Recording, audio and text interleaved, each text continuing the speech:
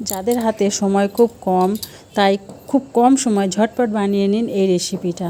প্রথমে দিতে হবে একটু কালো জিরা, তারপরে একটু নুন আর একটু লঙ্কার গুঁড়ো, আর তার সঙ্গে দেবো একটু খাবার সোডা আর একটু ভাজা মশলা। ভাজা মশলার মধ্যে জিরে, গোলমরিচ আর শুকনো লঙ্কা দিয়ে ভেজে গুঁড়ো করে রেখেছিলাম। তারপর কুচানো পেঁয়াজগুলো দিয়ে দেবো, আর তারপর দিয়ে দেবো ধনে পাতা দিয়ে, তারপরে একটু উপর থেকে বেসন দিয়ে দেবো।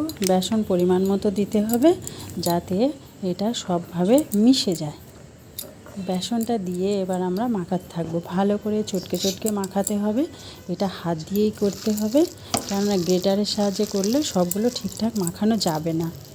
এবার মাখানো হয়ে গেছে, তারপর হাত দিয়েই কড়াতে ছোট ছোট বলের আকারে কড়াতে দিতে হবে। তারপরে ধীরে সুস্থে ভেজে, কড়ার তেল গরম হয়ে গেছে, কড়াতে দিয়ে দিলাম একটা একটা করে। ধীরে সুস্থে ভেজে মুচমুচে করে ভেজে নামিয়ে নেবেন। নিলেই ব্যাস রেডি বিকালের জল খাবার। দেখুন কত সুন্দর দেখতে লাগছে ভাজাটাকে। আমার রান্নাঘরে আলোটা একটু কম আছে, তাই হয়তো বোঝা যাচ্ছে না, কিন্তু খুব সুন্দর হয়েছে। খেতেও যেমন টেস্ট, দেখতেও